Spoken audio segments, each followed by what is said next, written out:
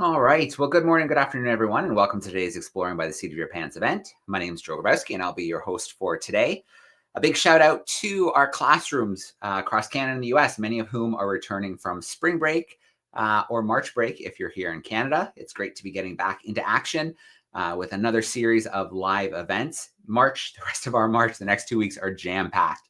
So head over to exploringbytheseat.com and you will find a ton of live events that your classrooms can tune into live or catch later if you can't make it. So we're going to get right into today's action, our first event back from the break, and it is a Pioneers of the Possible event. So our live event series hosted by renowned Arctic and Antarctic explorer, climate advocate, and citizen scientist, Sunava Sorby. This unique series celebrates extraordinary individuals who are rewriting the rules of what's achievable, breaking boundaries in their respective fields, and driving meaningful change in the world. So over the course of her storied career, Sunava has journeyed to some of the most remote and awe-inspiring places on Earth, from the icy expanses of the Antarctic to the fragile ecosystems of the Arctic. Along the way, she's been able to meet some incredible individuals all over the planet, redefining what is possible, and she wants to be able to introduce them to you, to the next generation. You may remember Sunava, we have been connecting with her for years now as co-founder of Hearts in the Ice. She made history as one of the first women to overwinter in the Arctic without men, spending 19 months collecting critical climate data in partnership with many leading organizations like Scripps and NASA. So I have Sunava hanging out backstage with me right now. I'm going to bring her in. Hi. Hey, Sunava, how are you? Joe, good morning. Always great to see you. I'm doing fantastic. It's a rainy Monday morning where I am, but we always have to keep that little light on somewhere, right? Yeah, absolutely. I think last time we connected, you were in Palm Springs. Are you still there, or have you moved to a different location? Yeah, that's it's like, where am I now? I'm slowly making my way north. So I'm in Northern California visiting my nephew and celebrating another trip around the sun, but we won't share the number. All right, excellent. Well, it's great to see you as always. I love these events. They're obviously popular with our students who are tuning in, and I'm really excited to introduce our guest who's going to spend some time with us today. So what do you think? Should we bring her in? Yes, and I just want to say, and you know what? No, I should tell her this, and not just, I want her to be on the screen when I share this. So yes, let's bring her in, introduce her. All right, excellent. So we are going to be joined today by Christiana Figueres. She is a visionary leader and Costa Rican citizen. She served as executive secretary of the United Nations Framework Convention on Climate Change from 2010 to 2016. She's the co-author of The Future We Choose, The Stubborn Optimist Guide to the Climate Crisis, and co-host of the popular podcast Outrage and Optimism. Renowned for her groundbreaking approach to collaborative diplomacy, Christiana's work has been globally recognized with numerous awards, and her leadership continues to inspire action and hope in the global fight against climate change. So let's get Christiana in here with us live right now. Hey, Christiana, how are you? Hi, both of you. But Sunima, not fair because you glossed over way too quickly that it is your birthday today. Woo! You just glossed over. Oh, one more trip around the sun. And no. Wait, let's stop. Celebrate you. Happy birthday. Thank you. Important date in everyone's life. Absolutely. So Thank you. It really is. So happy birthday. Many more returns. Thank you. A lot of work to do. I can't leave yet. That's for sure. Oh boy. I was going to share this before you came on screen, but I'm going to share it because you're on screen. When I met you at Plum Village in early October for the Climate and Nature Retreat, you are an amazing woman when we read your bio and have all the stats and all the incredible work that you've done in the various spaces and what you've held. But one thing that I so appreciate by you is how relatable you make things and how accessible you are as a woman to the average person to help understand what in the world is going on in our world and how we, as compassionate individuals, hopefully, can actually lead the way. And I just want to, on my birthday, trying, Suneva, trying. you're doing more than trying, you are doing it. And I just want to say what a big gift to me on my birthday that you're in this space right now to share with the youth and the adults that are joining the call. So yeah, very excited. Yeah. I will start us off because I have a number of questions for you, Christiana, but you know, oh boy, there's a lot going on today. And I'm just going to start with this question. You helped bring almost 200 countries together to sign the Paris Agreement. And I think about that and I go, wow, it's really hard for two people to agree in today's world. So with that, the fact that you brought almost 200 countries together to sign the Paris Agreement, what was the hardest part of getting so many different people to actually agree? And what can we as people learn from that as we're trying to work together to solve the really big problems in the world? What was the hardest part? I like so many things in life, the hardest part turns out to be the most valuable or the most powerful. And that was to encourage and invite everyone to think about their future in the long term.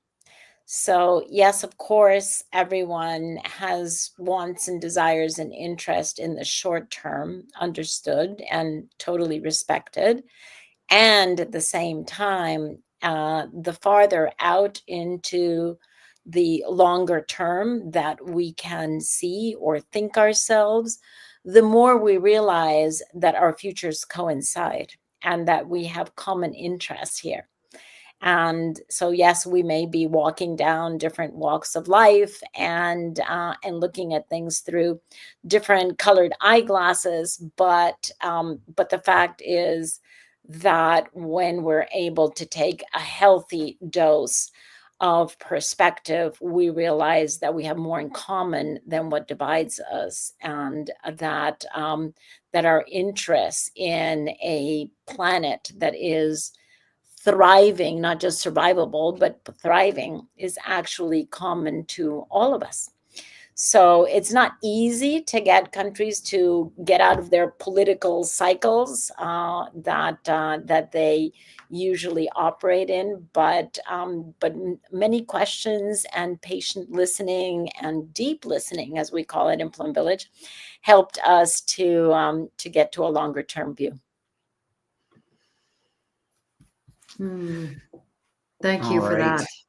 Christiana, we just talked about a big group of countries and getting them to listen and to kind of align. I want to zero in a little bit more on one country, and that's Costa Rica.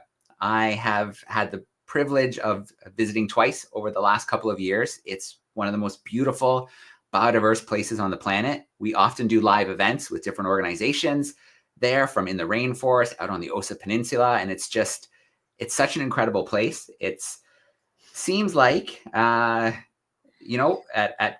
many times the government seems to have priorities in order, in that so much of it has been set aside for protection, over 20%.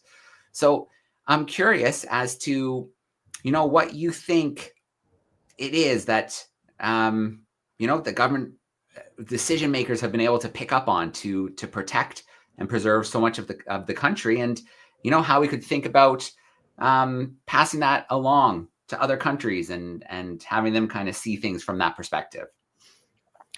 Well, Costa Rica, the wild and wonderful Costa Rica, as I call it, Costa Rica actually is incredibly blessed because we don't have any underground resources.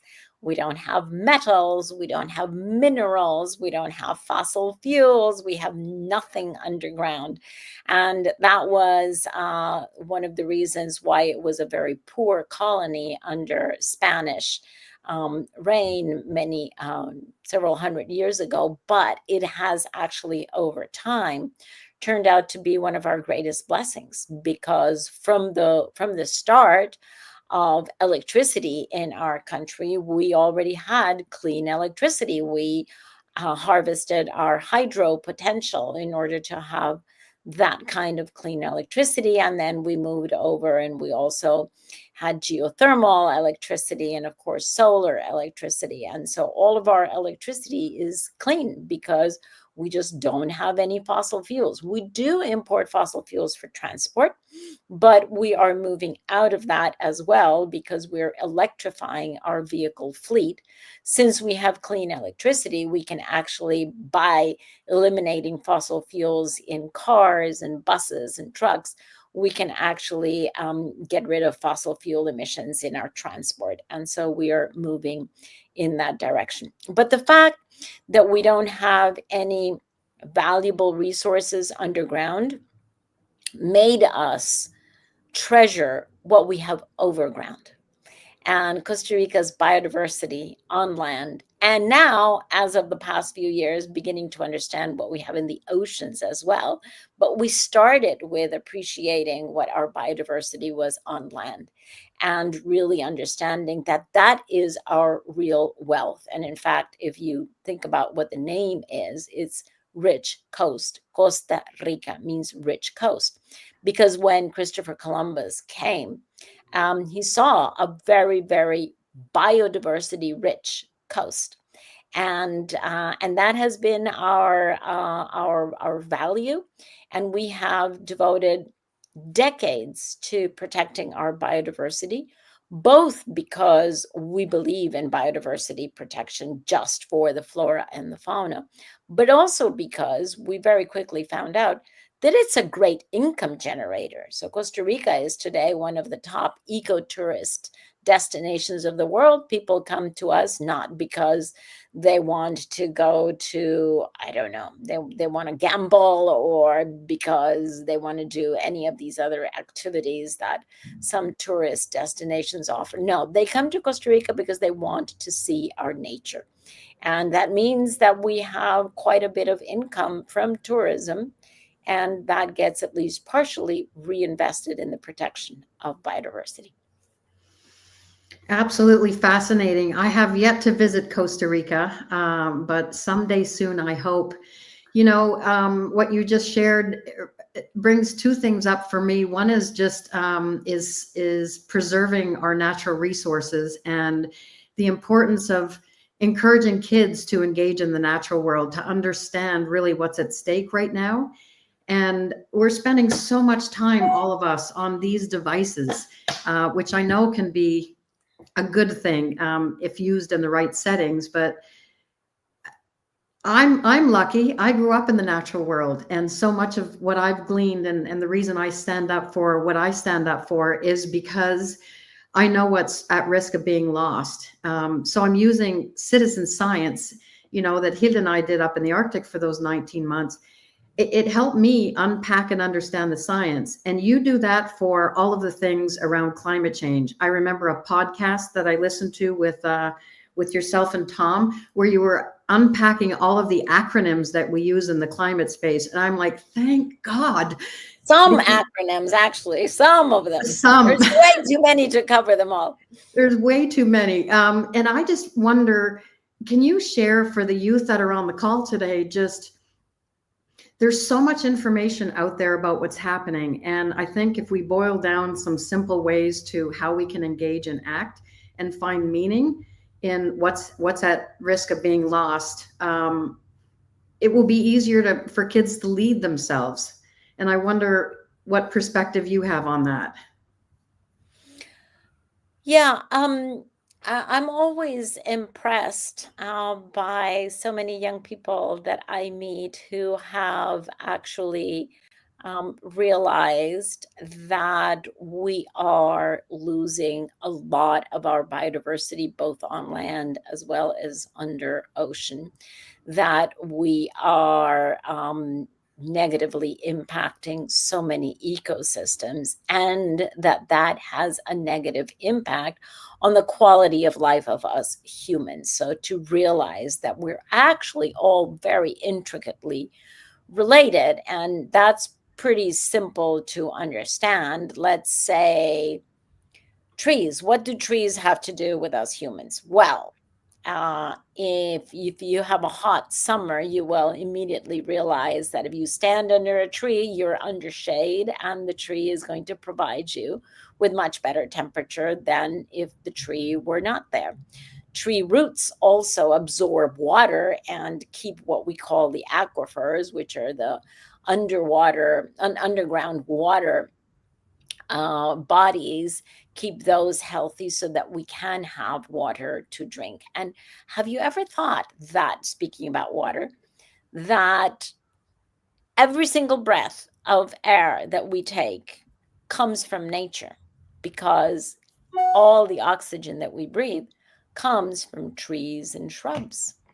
Have you ever thought that every single morsel of food, except that one which is horrendously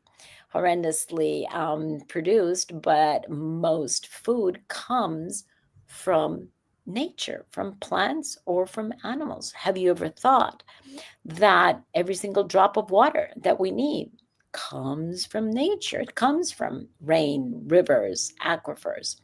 So we would not be able to breathe, we would not be able to have any food, and we would not be able to have any water. Hence, we cannot survive without nature. And that is something that really has to be at the core of our relationship with nature. Because unfortunately, for way too long, we have thought that we own nature, that we can destroy it, and that it doesn't really affect our life. And so to understand that actually we totally depend on nature, and the best thing that we can do to protect our quality of life is to protect the nature that surrounds us. So whatever that means, wherever you are, to help people understand that link, your friends, your family, very often your parents that you have to educate, and then think of whatever tiny little ways you can to protect nature, whether that is to protect a little piece of the park, or to protect something in your garden, or to protect a little river that goes that is close to where you live. Whatever it is, to find one little evidence of nature that is close to you, that you can actually say, right, this little piece of nature, I'm going to protect it. For those who don't live anywhere close to anything in nature, a potted plant, a plant in your room, in your house. There you go. That's a little piece of nature. So my invitation is to just find one little evidence of nature and make it your friend. Make it your friend. Protect it, help it grow. If you wish, even talk to it. I actually talk to my plants.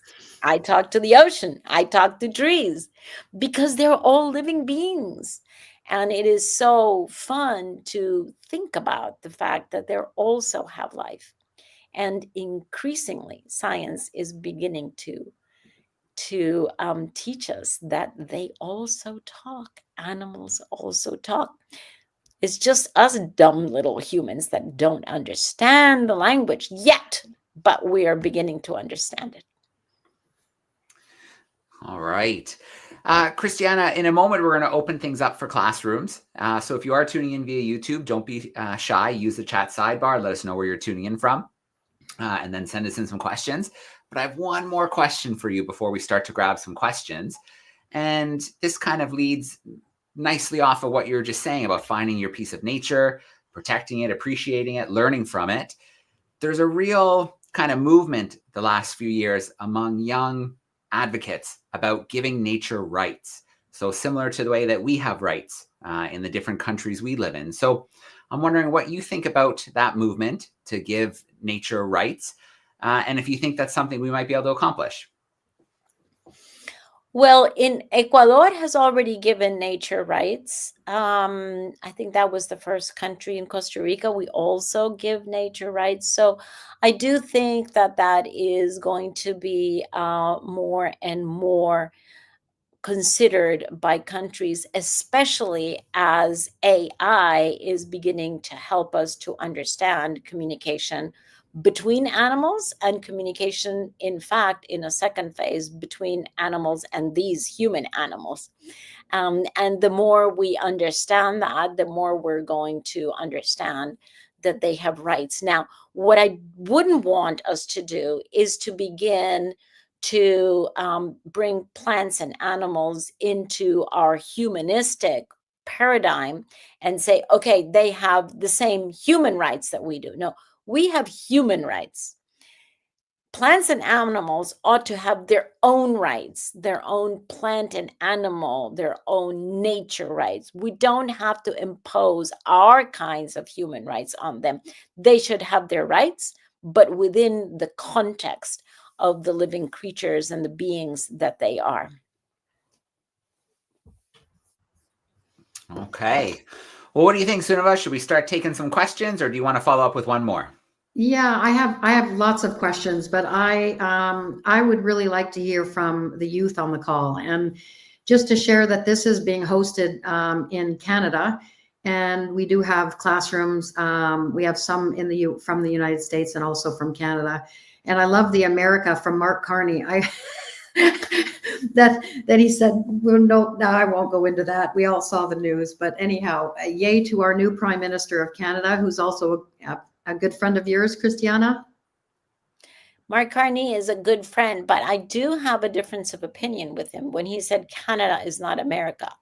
I think Canada is America because Canada is in North America. There's Canada, the United States, and Mexico are all three in North America. My country's in Central America. There are many other countries that are in South America. The fact that the United States people think that they can simply take the name of America and apply it to their country exclusively is just ridiculous to me. There are so many countries. There are more than 20 countries on the continent of America, and Canada is one. I'm glad you set him straight. All right. Thank you for that. Well, let's start off here with a question from YouTube. This is from a 7th grade class. Looks like they're joining us from the Toronto area. And they really like the name of the podcast, The Outrage and the Optimism. And they're wondering if right now we are outraged enough, if we're being angry or using our voices enough about what we're seeing happening. No. Good question. Very good question. No, honestly, what we're seeing in the United States, we're not outraged enough. Somehow, we roll our eyes and we can't believe the news every morning, and then we normalize it, and then what was outrageous 3 weeks ago seems normal now, and so it goes. And so, yes, thank you for your question, because we are not outraged enough, and we have not taken our voices and put them out there loud enough. Democracy is being stolen. Human rights are being trampled. The gap between the very, very poor and the very, very, very, very, very rich is growing. The fact that the richest person on earth is capable of taking food out of the mouth of dying children is something that I never thought that we would witness. It is nothing short of abominable. So no, we're not being outraged as much as we should be. All right. I am going to we have a classroom in New Jersey hanging out with us. There's some 8th graders. Let's check in with them, see how they're doing. How we doing, New Jersey? There they are. Hey, everyone. All right. I'm wondering, we're early in our Q&A. Does anybody have a question for Christiana? I can also come back if you need a little more time. Come forward. We do have one question. Excellent. Luca's going to come forward and ask, so he can be closer to the mic. Probably right there. Why did you choose to be a scientist over something else? Say again. First of all, tell us what your name is. Luca. Luca. Okay. Hi, Luca. Nice to meet you. Can you give us your question again? Why did you choose to be a scientist over something else? Well, I'm afraid I might have to punt that question over to Suniva because I am not a scientist. Can you believe it? I work on climate change, but I'm not a scientist. I'm not a natural scientist. I am a social scientist. I studied anthropology 100 years ago when I was young. I studied anthropology, and I've been using those studies my whole life. But I am not a natural scientist. But I think your question is more appropriate for Suniva. Why did you become a scientist? Well, and actually, I am not a scientist either. However, I call myself a citizen scientist. And I think your question is a really good one because I grew up a few years ago. And when I was growing up in school, of course, everybody encourages you to get into one area of specialty. And it was difficult for me to pick. And science was not one of my areas of specialty. I never thought myself a scientist. But as I have grown older and experienced it, the polar regions, especially where I've spent a lot of time, changing at alarming rates and spending time with scientists to understand what's going on, I have been able to find a way to be a bridge between the scientists and the public to understand and unpack, to use that word, what in the world is going on, how to understand it, and what it even relates to me. So citizen science is for every single one of you in that classroom. There are lots of projects and apps that you can download to get engaged. And that is one really great way. If you don't own a plant, as Christiana said, that's even a simple way to actually embrace nature. Go outside and just get into the backyard and the natural world. And if there are projects you can add value to, then you are a citizen scientist. Thank you for that question. All right. Thanks, Luca. Great question. All right. We're going to check in with our crew in New Jersey again shortly. We'll see if they have another question for us. We'll tuck them backstage for now. I'm going to go back to our trusty YouTube where we have a class joining us in Florida. And they're curious, we see big meetings of governments around the world. There's definitely a lot of kind of fighting and indecision. And then sometimes agreements are made, but they're not upheld. So what can we do to try to encourage our leaders to be more excited and maybe more into the process of these big global meetings that we have each year? Well, it's a very important question and a very acute observation. And the fact is that most countries in the world are democracies, or still democracies, given where we're going with the United States. But what that means is that there are cycles, political cycles that obey the electoral cycles. And so one administration of a particular country will come in with its view and perhaps commit to something or pull back from something because it obeys its view.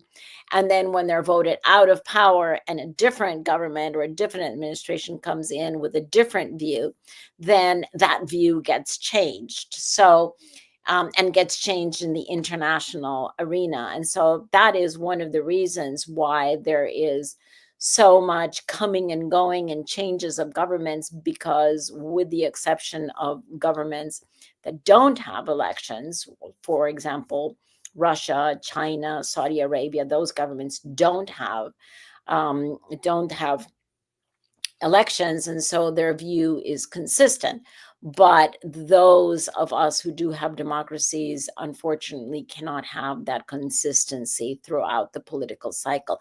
That is why it is so important for citizens, young people and not so young people, to be the arc of continuity. That is why it is so important for corporations, for example, for scientists, for investors to actually be able to stay the course and provide for that continuity that democratically elected governments cannot provide, because that's not the way it's structured. So we know that that protecting citizens is the most important thing that any government can do. But how they protect their citizens is left up to the interpretation of each of those governments. And hence, it is up to citizens ourselves to be able to stand up for what we know is right and what we know needs to be done to protect ourselves and future citizens.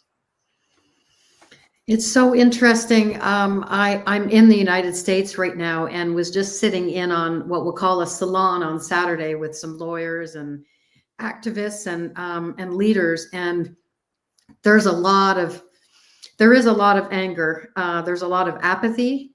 There's a lot of anxiety and people who are becoming totally paralyzed by the misinformation out there. And even I trust my sources in terms of what to pay attention to. But what are some of the outlets and sources of media that you pay attention to? Because there is, even with the media outlets, they're being silenced.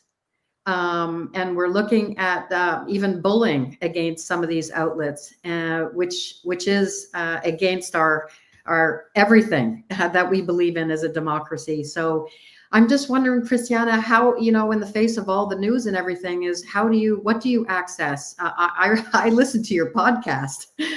It keeps me informed. Well, the surprising answer to that very good question is I access myself. Because the fact is, all of these media, they all have some kind of an agenda. They're all going to take some predictable position, either one way or the other.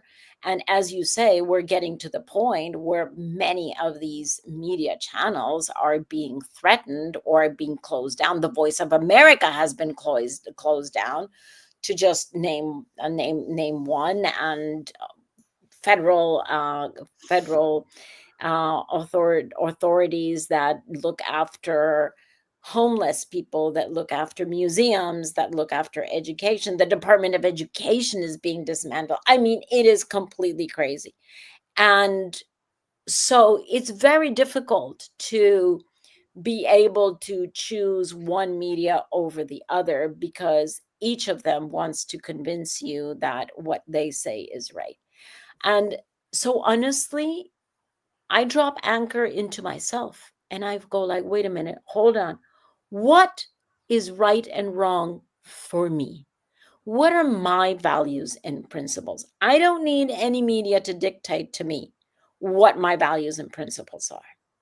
I have, and you have, a fundamental GPS inside of you that tells you what is right and what is wrong. We don't always act accordingly to what we know is right, and we don't always avoid doing things that we know are wrong, but we know the difference between right and wrong.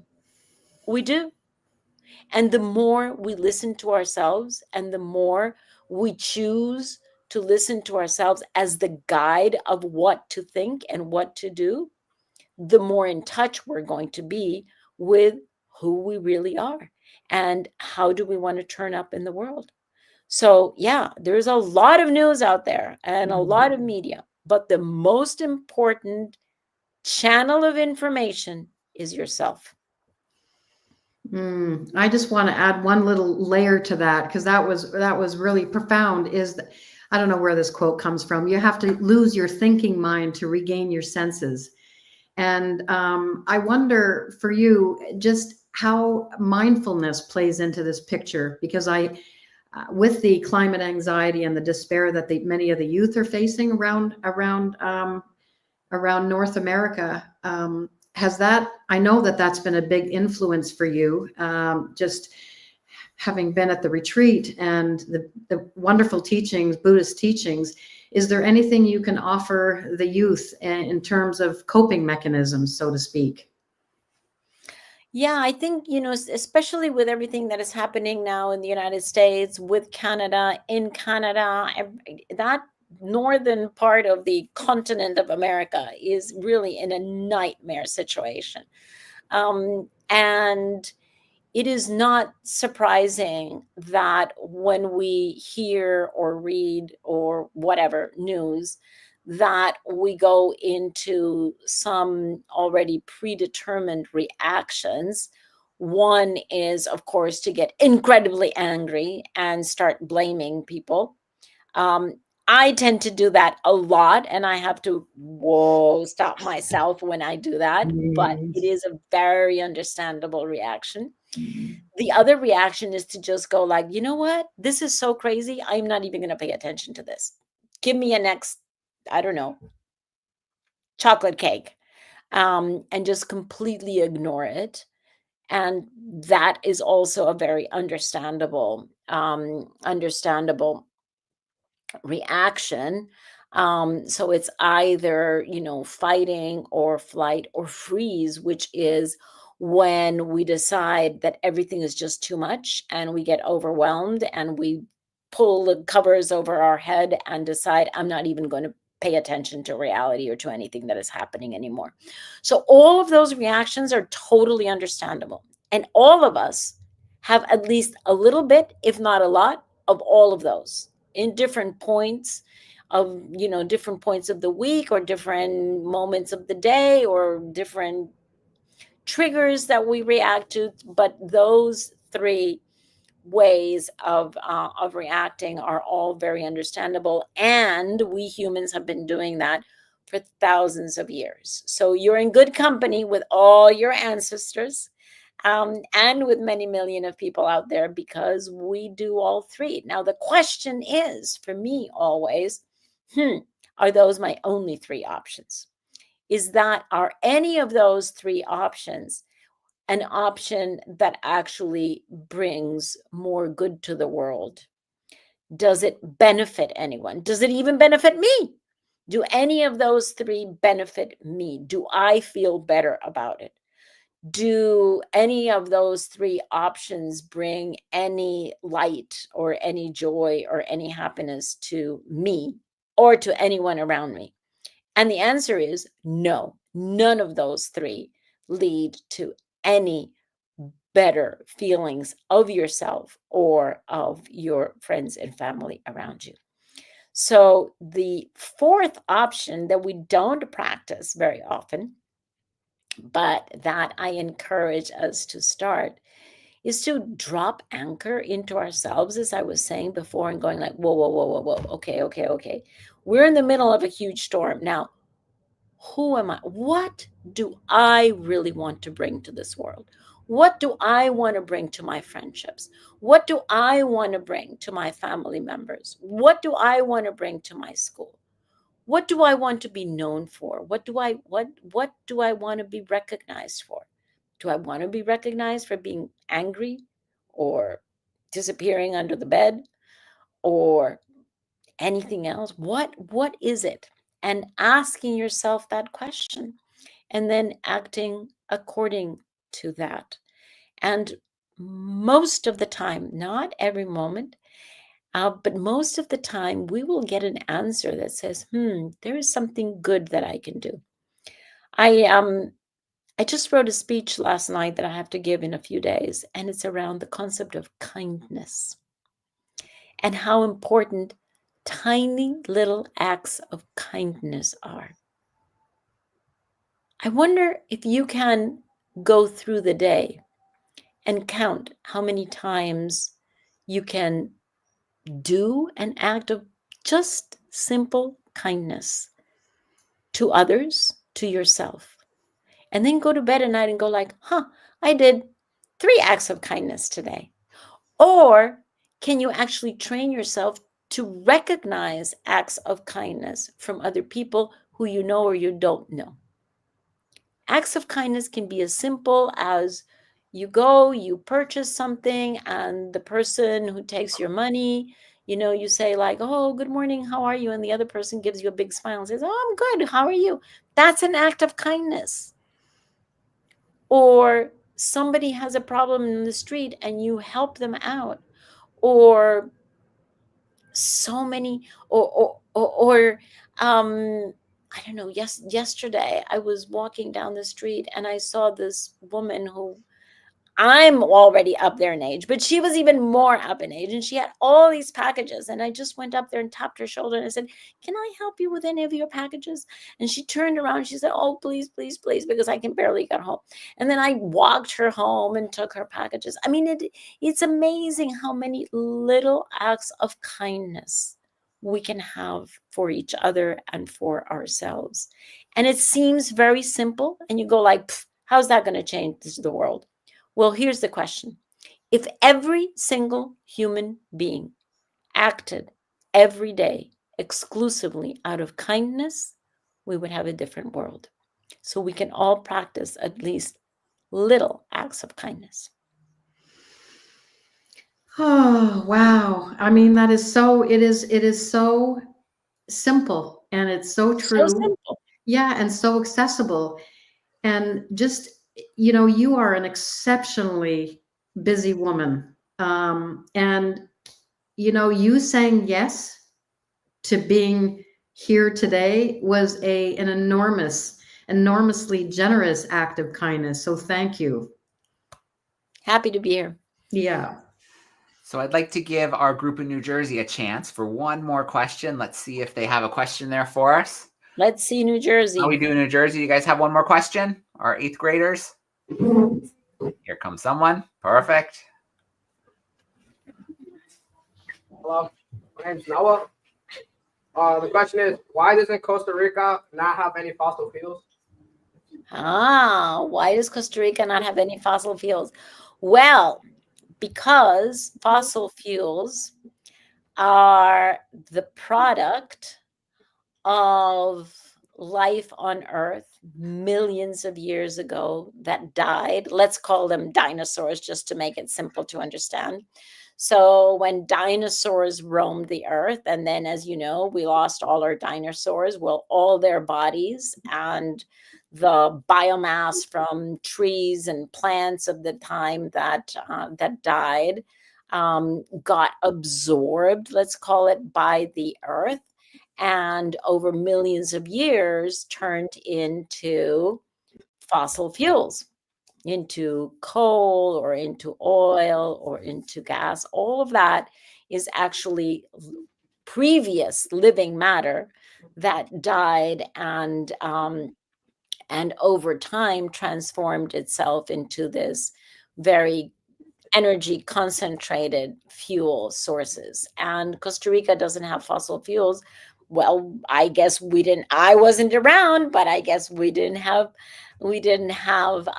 dinosaurs. We didn't have any of that. Costa Rica is, if you look at a map, Costa Rica is on a very, very thin little line between a big chunk, which is North America, and a big chunk, which is South America. And that very, very small little belt is geologically a very young little belt there. And so we just don't have the history of millions of years that other countries have or other regions have of having that organic matter there turning into fossil fuels. And we're actually grateful for that. 100 years ago, when everyone else was using fossil fuels, we would have been pretty upset that we didn't have it. But today, we're quite happy about that. All right. Thank you, South Hackensack. Those were some great questions. All right. Very cool. Well, before we let you go, do you have another one there that we can squeeze in? Anybody else have a question? I don't think so, but thank you so much. We appreciate all that you've done today for us. Thank you. Right. Awesome. you. Thanks for hanging out with us Hi, today. New Jersey. Christiana, before we let you go today, there is kind of a fun question in the chat from some 4th graders that I want to mix in. And that is, they're curious as to whether you have a favorite place in Costa Rica and maybe some favorite wildlife.